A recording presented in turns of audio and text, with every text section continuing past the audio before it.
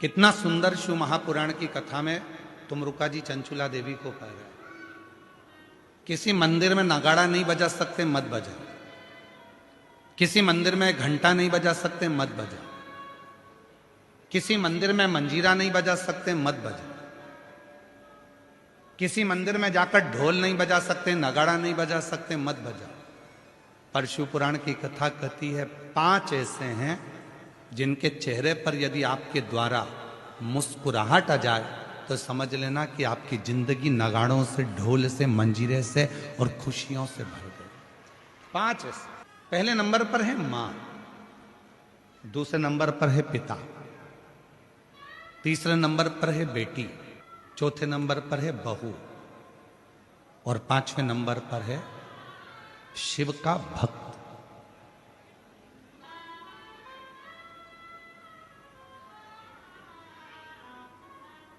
ये 5 है। आप मंदिर में नगाड़ा नहीं बजा सकते, मंदिर में जाकर आप ढोल नहीं बजा सकते, मंदिर में जाके घंटी नहीं बजा सकते, मंदिर में जाके मंजीरा नहीं बजा सकते। दुनिया की यदि सारी खुशियां आपको आपकी जिंदगी में चाहिए तो इन 5 को प्रसन्न रखने का प्रयास करो।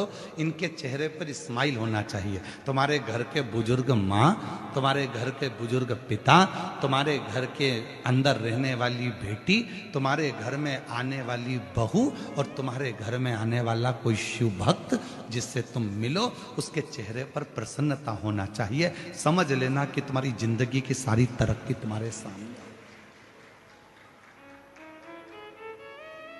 घर में मां की आंख में आंसू हैं तो तुम मंदिर में कितनी भी जोत लगा लो, मंदिर में कितना भी अभिषेक कर लो, कितनी भी पूजन कर लो, कितनी भी अर्चना कर लो, सुख नहीं मिल सकता। घर के अंदर पिता की आंख में आंसू है तो सुख नहीं मिल सकता। घर की बेटी अगर तुम्हारे लिए रो रही है, घर की बेटी की आंख में अश्रु है तो तुम सुखी नहीं रह सकते। और याद रखना, घर में आने वाली बहू की आंख में यदि आंसू हैं तो तुम खुशी नहीं रह सकते। और कोई शिव भक्त तुम्हारे सामने अपने दुखड़े को कहकर रोए। वैसे तो शिव महापुराण की कथा कहती है कि किसी भी शिव भक्त को कभी किसी के दरवाजे पर जाकर अपना दुखड़ा नहीं कहना चाहिए। क्यों को?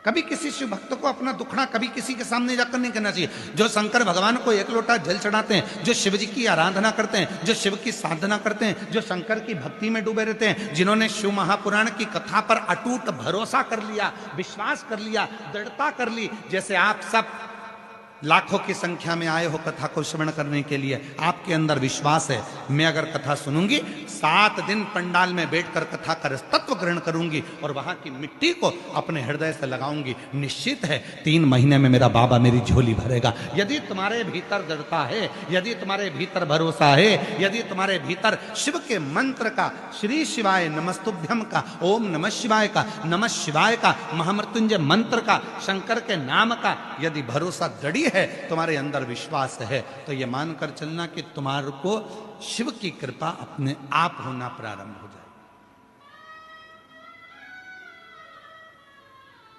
एक पत्र है, अच्छा है, पहले पत्र की शुरुआत हो रही है।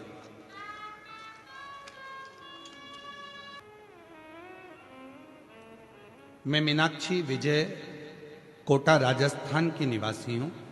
पत्र एलईडीओ पर चल रहे होंगे, चल रहे हैं पत्र, एलईडीओ पर चालू है,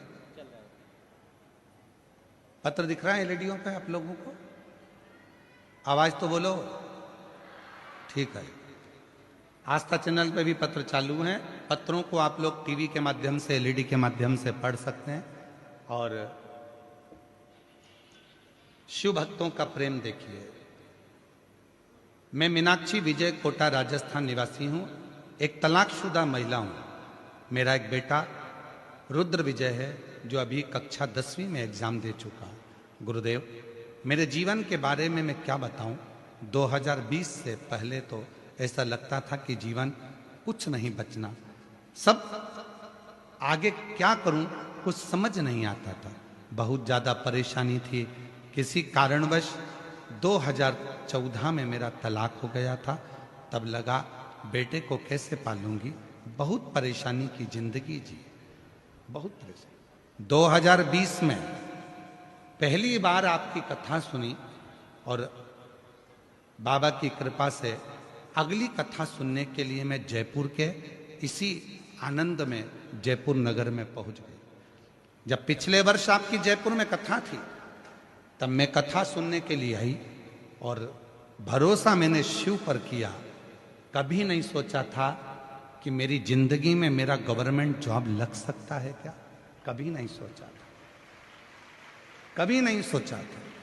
आज मैं बाबा को धन्यवाद देने के लिए आई हूं। 15 साल के बाद मेरे बाबा ने, मैंने जयपुर के पंडाल में कथा सुनी थी और वहां की मिट्टी को नमन कर कर गई थी। आज बाबा ने 15 साल के बाद मेरे को गवर्नमेंट जॉब दे दिया। ये शिव की, शंकर की उदार। एक लाइन अच्छी लिखी है, आप भी पढ़िए और उसको गुनगुनाइए। रिश्ता तेरा मेरा सबसे प्यारा।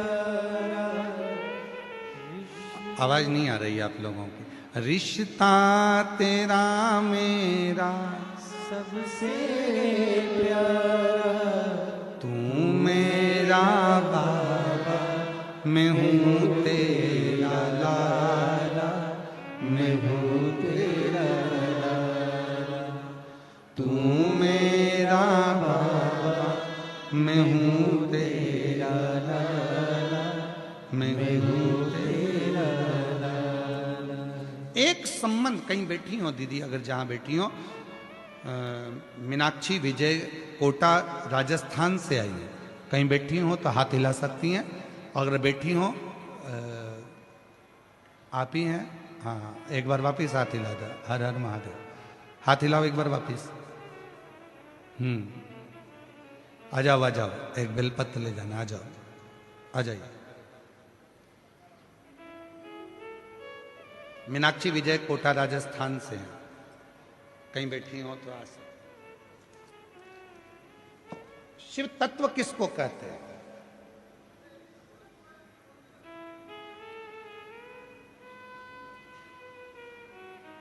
और ऐसे कई पत्र हैं जिन्होंने पूर्व में कथा सुनी और कथा सुनने के बाद में बाबा से विनय करा और आज यहां पर बैठे हैं पत्र लिखकर।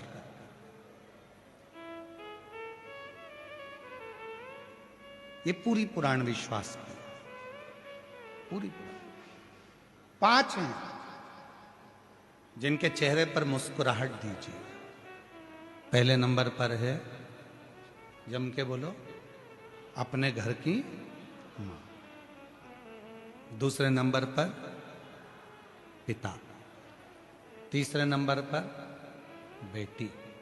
चौथे नंबर पर, और जितने भी बैठी हैं सब बहुएं हैं किसी ना किसी घर की, और जितनी सासें बैठी हैं वो भी बहुएं हैं किसी ना किसी घर की, और आने वाली जितनी बेटियां हैं ये भी बहुएं हैं किसी ना किसी घर की। बहू तीसरे नंबर। चौथे नंबर पर है बहू, और 5वें नंबर पर है शिव भक्त, शंकर का उपासक, जो शिव की साधना में डूबा हुआ, जो भगवान शंकर की विरल भक्ति में डूबा हुआ है। प्रसन्नता दीजिए। आप मंदिर नहीं भी जा पाए ना, आपके घर के माता पिता अगर प्रसन्न हैं, आपके घर की बेटी और बहू प्रसन्न है, तो समझ लेना कि शिव ने स्वीकार कर ली आपकी भक्ति। महाराज,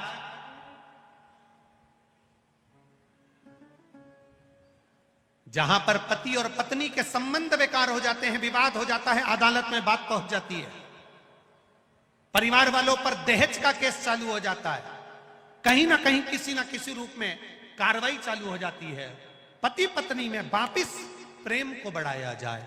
उस प्रेम को बढ़ाने के लिए शंकर भगवान का, समझ लीजिए, शिवलिंग, कनेर के पुष्प की माला। काई के पुष्प की? कनेर का वो पीला जो फूल होता है, आप टीवी पर दर्शन कर रहे होंगे। कनेर के पुष्प की माला जो ऊपर जलाधारी लगी है, जिस जलाधारी में से बूंद बूंद पानी गिरता है, ये शंकर भगवान की 5 बेटियों का स्थान है। कौन कौन सी बेटी? नाम लो। जया, विषहरा, शामली बारी, दौतली और 5वें नंबर की देव। ये शिव जी की 5 लड़की है जो पानी बूंद बूंद नीचे गिरा रही है।